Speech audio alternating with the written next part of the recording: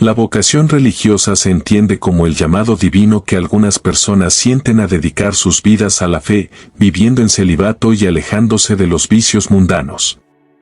Sin embargo, la tentación siempre está presente, y los representantes de Dios en la tierra no dejan de ser seres humanos, capaces de sucumbir ante pruebas extremas. Este fue el caso de José Francisés Díaz, un sacerdote que rompió uno de los mandamientos más importantes: no matarás. Como siempre, si aprecia nuestra narración de crímenes reales, dale me gusta y suscríbete. Juntos, descubrimos historias convincentes de crímenes y misterios. El detective Everest Palacios llevaba meses obsesionado con un caso sin resolver. 2 cuerpos habían sido encontrados calcinados, y la escena mostraba detalles inquietantes. El equipo forense, además de la dificultad para identificar a las víctimas, había hallado una cadena de la Virgen del Carmen entre los restos. Palacios no podía dormir, dándole vueltas a esos indicios. Un día, mientras leía el periódico, vio un anuncio de búsqueda. Una madre y su hija pequeña habían desaparecido meses atrás. Los datos coincidían parcialmente con el reporte forense, lo que encendió su instinto investigador. Se trataba de María del Carmen Arango, de 31 años, y su hija María Camila Díaz, de apenas 6 años, desaparecidas el 12 de febrero de 2007 en Risaralda, Colombia. Los cuerpos calcinados habían aparecido 3 días después de la desaparición, muy cerca del último lugar donde las vieron con vida. Palacios contactó a quien denunció la ausencia, Héctor Carmona, hermano de María del Carmen. Le mostró las imágenes de los cadáveres, pero tras la incineración eran irreconocibles. Sin embargo, cuando el detective le enseñó la fotografía de la cadena, Carmona rompió en llanto. Era la misma que había regalado a su sobrina Camila. El estado de calcinación dificultaba obtener muestras genéticas. El equipo de forenses de medicina legal trabajó arduamente para reconstruir una muestra útil. Finalmente, tras comparar el ADN con el de la madre de María del Carmen, obtuvieron una coincidencia exacta.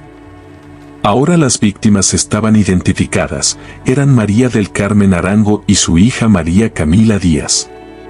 La siguiente tarea de la policía sería encontrar al responsable de estos crímenes atroces. No tardaron en aparecer sospechas. Un sacerdote llamado José Francisés Díaz se perfilaba como el principal involucrado. Acusar a un hombre consagrado al celibato de un asesinato tan atroz era algo gravísimo. El detective Palacios solicitó a Carmona que le explicara la relación entre el cura y la víctima. Fue entonces cuando la historia comenzó a aclararse. María del Carmen había nacido en el pueblo de Buenos Aires, en el departamento del Cauca, Colombia. Era la mayor de 11 hermanos criados por su madre viuda. Desde niña, su belleza era admirada en el pueblo, y su familia sentía orgullo por ella. Sin embargo, esa misma belleza atraería la atención malsana de un hombre mucho mayor. En 1991 llegó al pueblo el sacerdote José Francisés Díaz, nombrado párroco de la iglesia local. La madre de María, devota, llevaba a sus hijos a la misa dominical. Fue allí donde el padre Díaz posó sus ojos en la joven María, que entonces tenía apenas 14 años. El cura comenzó a buscar pretextos para acercarse a ella. Creó un grupo de estudio bíblico, logrando que la muchacha pasara largas horas en la iglesia o en la casa parroquial. Al tratarse de un hombre de fe, la familia confiaba en él, creyendo que María estaba en buenas manos. Desafortunadamente, estaban equivocados. Años más tarde, se halló una carta escrita por el sacerdote, revelando sus pensamientos. Una cosa muy curiosa es la forma sexy como ella se vestía. Me visitaba con vestidos y minifaldas, y yo como sacerdote humano y débil, la miraba con malicia. Creo que ahí empezó la química. Conociendo la vida familiar de María, quien carecía de una figura paterna, el cura comenzó a ganarse su afecto asumiendo ese rol. Cuando María cumplió 16 años, iniciaron una relación sentimental. La diferencia de edad era de unos 35 años, y la familia, indignada, no logró convencerla de dejar al sacerdote. La madre temía que si insistía, su hija se apartara por completo. La relación en un principio pareció funcionar. José cuidaba de María, incluso financiando sus estudios de belleza. Paseaban por el pueblo, y los rumores de su noviazgo no tardaron en surgir. Preocupado por su reputación como clérigo, Díaz se alarmó. La suerte pareció favorecerlo cuando, al cumplir su servicio en Buenos Aires, fue trasladado a otro lugar en 1996.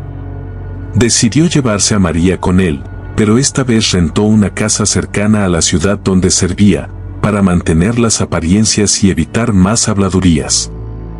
Aún así, la relación se tornó complicada. María deseaba una vida familiar normal. En 2002 quedó embarazada, esperando que el padre de su hijo abandonara el sacerdocio para estar con ella. Pero Díaz reaccionó mal, pidiéndole que abortara. Ante la negativa de María, el cura temió que el hijo pusiera fin a su carrera clerical. Se distanció de ella, aunque tampoco quiso dejarla sin control.